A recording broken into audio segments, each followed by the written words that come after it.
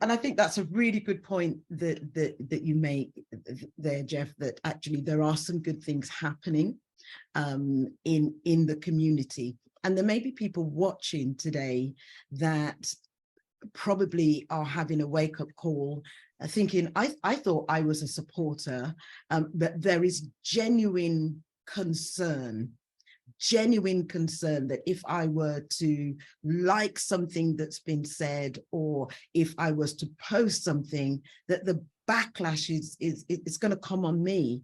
A couple of weeks ago, I wrote an article. That's not an article, it's a coaching module.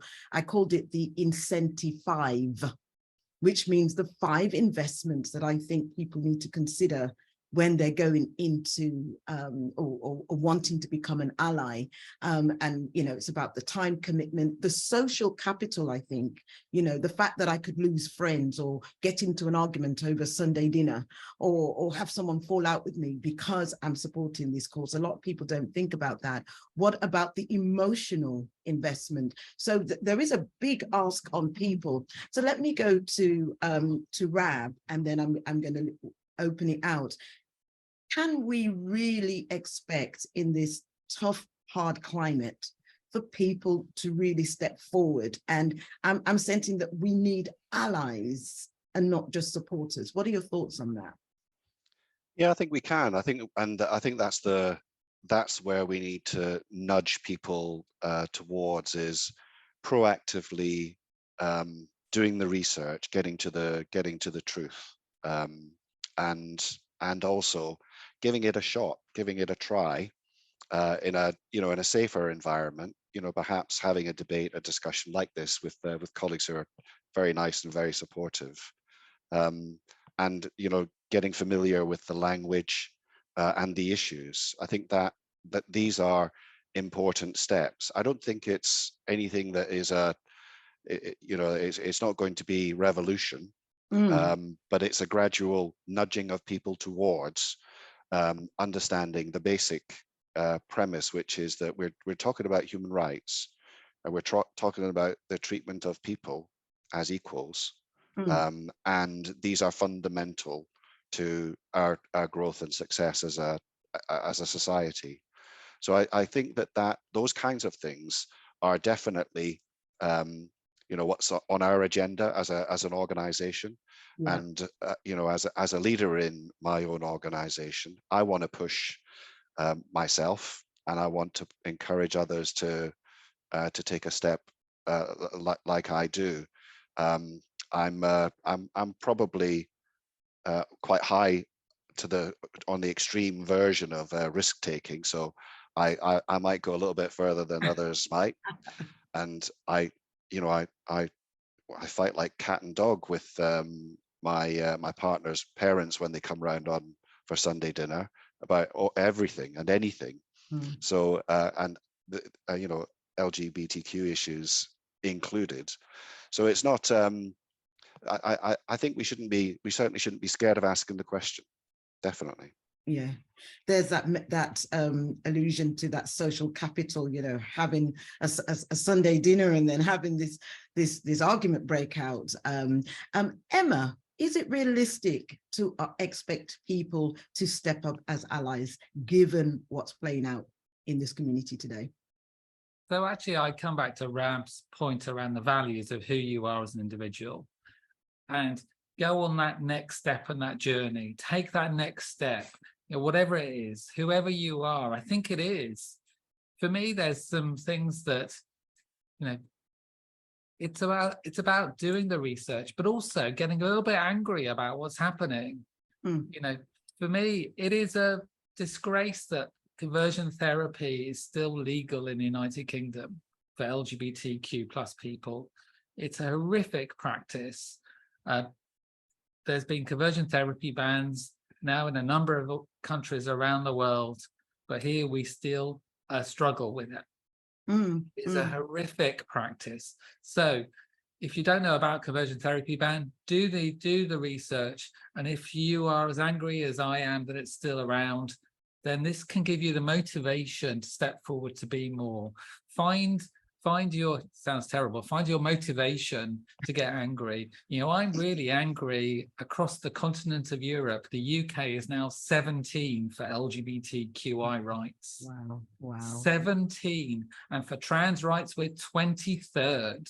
Wow. We were, 8 years ago, we were number 1. So, if that doesn't make you angry, then, find something that does, because that gives us the motivation to step forward as an ally. It can then tie into our values and can then tell us what's next for us. What can I do off the back of that motivation to step forward? Yeah, I think the Council of Europe also listed the United Kingdom as a country of concern, comparing us to Russia and Hungary and Turkey for LGBT rights. That's where we are. I mean, you won't see it in our media, but that's where we are as a country. And I think for allies to get, I was angry, when Black Rights Matter were, the same people that were coming against that are the same people coming against LGBT rights, are the same people that are coming against women's rights. And so as an ally, it is that active allyship. And I know that, Sylvia knows that, sometimes I'll put something on LinkedIn. If I put a flag on LinkedIn or Emma and I smiling, I'll get 100 likes. Yeah. But if I say, please help me with this, read this article, or please vote here, or write 3 likes, because active allyship means do something. And sometimes people go, I stand with you, Rachel, I stand with you. Good. Do you get hate mail? Do you get threats? Do you get pile-ons? Do you get written up in one of the nasty newspapers? No. So you're not really standing with me. I need you to get into this, because it will affect you. It's just not affecting you now. And so this passion of active allyship, as Emma says, find the thing that motivates you. It may not be trans rights, it might be another right, but all rights are all part of the same cake. And any right increases, we all get a bigger cake. So it's really getting that passion and doing it now. What kind of country do you want to live in? Yeah. And this is the time. And Jeff, that's just so powerful. Jeff, then it's almost like we're asking people to have skin in the game, that actually just changing the logo once a year and liking a couple of things is not enough because of the issues that this community is facing. Is it can we ask people to make that sacrifice? Is it reasonable for people to make that sacrifice? Yeah, I think obviously, yes, I think it is. I think, and I think people shouldn't think of it as a sacrifice. I think people should think of it as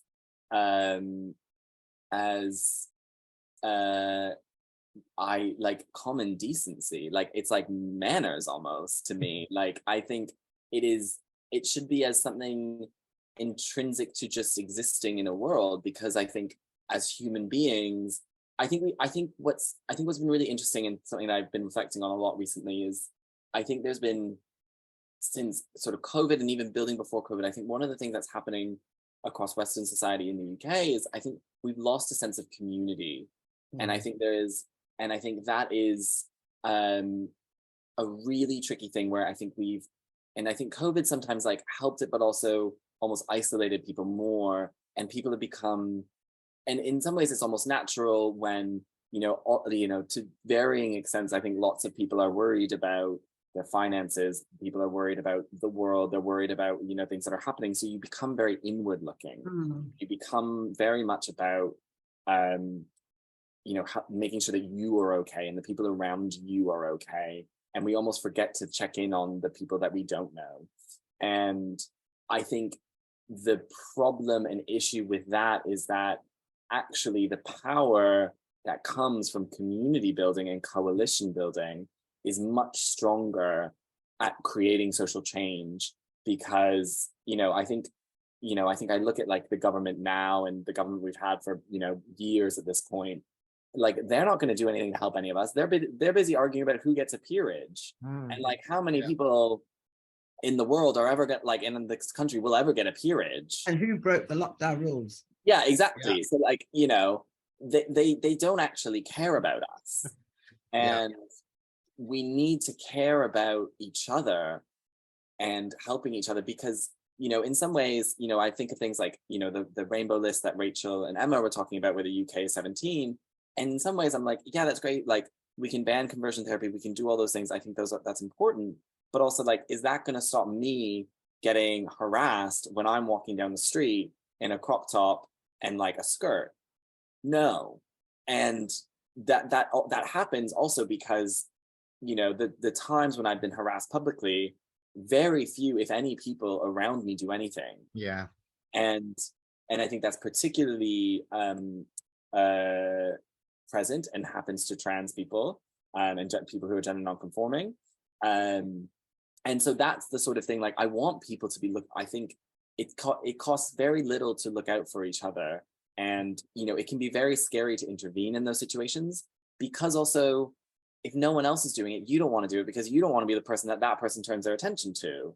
And, you know, I think about that, the Black man in New York who was murdered on the subway.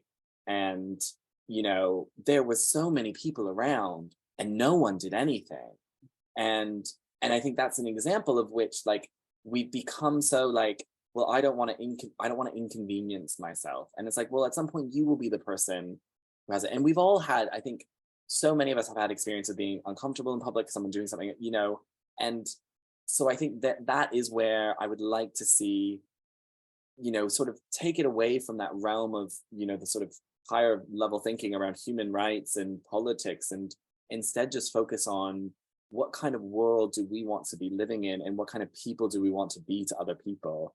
And then we can strip away all those, like, you know, oh, well, you know, what's, you know, what bathroom should that person use? Or like, oh, I don't know, drag queens, like, performing in front of kids. Like, it's like, actually, we need to be thinking about how we as human beings want to treat each other in the world that we want to live in, because I think then that crosses issues of, it goes beyond minority rights, that goes into issues of, you know, economic freedom. It goes into issues of like climate change. Like, I think it starts to cross issues that I think become much easier to build and help people realize that, you know, like, in some ways, like climate change, like, I think climate change is an LGBT issue, because I think my work and lots of works of other LGBT activists is like, I want the next generation of LGBT people to have a better life than I did.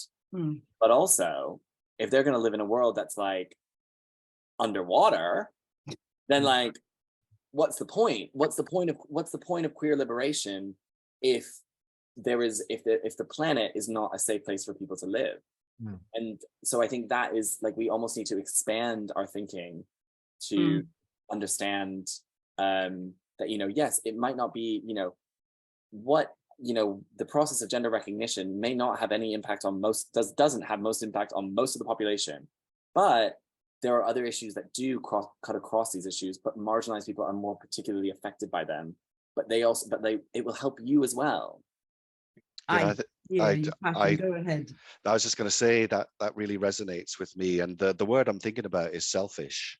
And selfish, when you break it down, is, you know, it's about self and people who are like me. So it's all about, the world's all about me and people who are like me. That whatever it is that's closing us down to just think about number one, is, you know, and breaking it and thinking about it at an individual level. So should we be thinking about the movements and trends that bring us together as a society in general, and putting power into those? Because, you know, the UK is either third or fourth richest country in the world. A tiny little island in the Atlantic is the third or fourth richest country in the world, and yet we feel like, you know, we're small, inconsequential. We've got nothing to add. We want to pull the drawbridge up and stop anybody else coming onto our island. It's a ridiculous thing. We should have pride, and we should feel like we are able to support colleagues who are less fortunate in our own communities, but across the world. But yet we don't. So what is it about our culture, and what do we do at an individual level to just open up our minds and have a, you know, and just think things through, think about what our values are and how can we make connections better with people who we don't quite understand, who are quite different from us. But, you know, that's just part of the way in which we need to do a post-COVID recovery, I think. As you know, we got tons of those in the NHS. Why not have one for the whole of our society? You know, what I love about this conversation is that it's come down to the brass roots, that with all the things that we want to change in policy and government to really bring about this social change, there is something that every single one of us can do. And that is to have compassion, to feel for people around us. And I was saying to the panel before we went live today that, you know, when we see other people and we see their misfortune, it's so easy to just say, well, that's them and I'm okay. But just remember, that could be a family member, that could be a friend, that could be somebody that we really care about. Can we afford to be an ally? I'm saying yes, we can. Not only is it something that we should consider, it's a moral duty. It's something that we all need to take on board. I'm really hoping that this message is resonating, that we can be good citizens and care about people, regardless of the difference. Let that difference bring us together. So I've just got one more question that I'm going to ask our panel. I just feel really strongly about this. We're having this moment in the podcast. We've really got to care about each other, really, really care and get some skin in the game. I want to ask two questions. So I'm going to ask Rab, just very quickly, if you can tell us, we've talked about some of, you know, alluded to the fact that we are highly supportive of our LGBTQ colleagues in the workplace. You know, what do you think we can do? How can we dial up the notch a little bit so that we can have more conversions from supporters to allies? What do you see for us in the next year or so? Well, Sylvia, and you know this is probably better than I do, but the support that we give for the colleague resource groups across IC24 are a really important part of that, so supporting their development and, you know, the events that are in the calendar, looking forward to participating in that. I think just, you know, keeping internally our own policies and processes and procedures tip top and up to shape. And there are things that I'm talking through with Kerry Eldridge, our new People and Culture Chief at the moment. But equally, you know, on the external, in the external, you know, presentation of IC24, I think that there is more allyship that we could do. We're actively participating in Brighton Pride this year. But again, I'll make sure that we challenge ourselves to keep investing in, as you know, and it's cold hard cash in some instances. Keep investing in our profile as an ally of LGBTQ plus issues. So yeah, those are the things that we'll be doing. And you know, on a personal level, my partner showed me on TikTok. I don't know if you know what that is. It's this thing on your telephone. Fantastic thing. She showed me a video of a guy who's around about my age talking about why he was an ally on LGBTQ issues, and it really hit me right in the heart. And you know, I really identified with that person and their experience, similar to mine through the 90s, and why he would always be an ally. So I was thinking I might give that a go, and see what happens, and see, you know, if that what kind of backlash I get if I did something like that.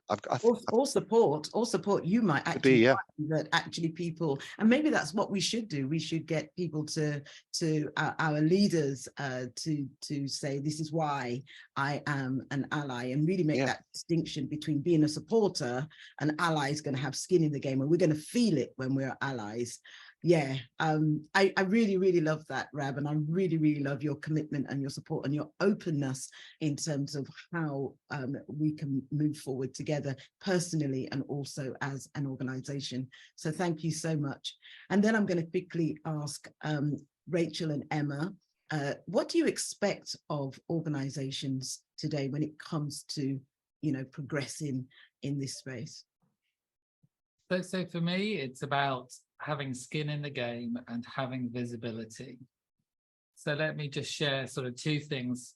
One, a very large organization that we know for Pride has changed their logo and they've run an internal event.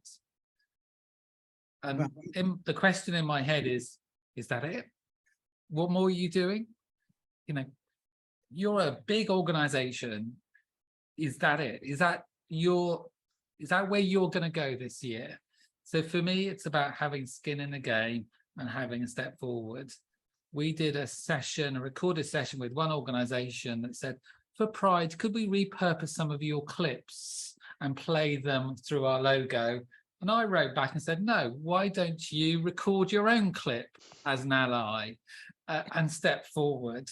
You know, so this is, for me, this is about actions and steps, whichever is the right way for you. But ultimately, let's go into the zone of being uncomfortable. Let's step into the zood, because actually, if we step into that as individuals, but as well as organizations, then actually we push things forward a little bit further. Yes, it has to be done in an authentic way. It can't be rainbow capitalism or pink washing, but ultimately turning up authentically as human beings and stepping forward is really what I'm expecting. And I think the bigger organizations I expect more of. You know, you are larger, you have more resources, you have more people, you have more impact that you can do. So please do step forward authentically, but not just in Pride season, throughout the year. That's the big thing as well. Yeah, I agree. I think it's good business, actually. We know that diverse and included workforce companies do better. We know that Generation Z is coming into the workplace. They're the most inclusive, vocal generation of our time, and young millennials also. A lot of our good client brands they know that. They want that workforce and they want those clients and they want those Gen Zers to survive. So they are, and Gen Z will judge them. They go, where were you 10 years ago when all the trans moral panic was going on? You were nowhere. I'm not going to buy products from your work for you. They are looking around for brands that are actively and doing stuff authentically. They will have trans and non-binary people in their organizations now. And if you don't have many, and we hear this sometimes, we don't have any trans and non-binary people in our organization. Well, if you don't, you're doing something wrong, because that authenticity tends to bring them out in your organization.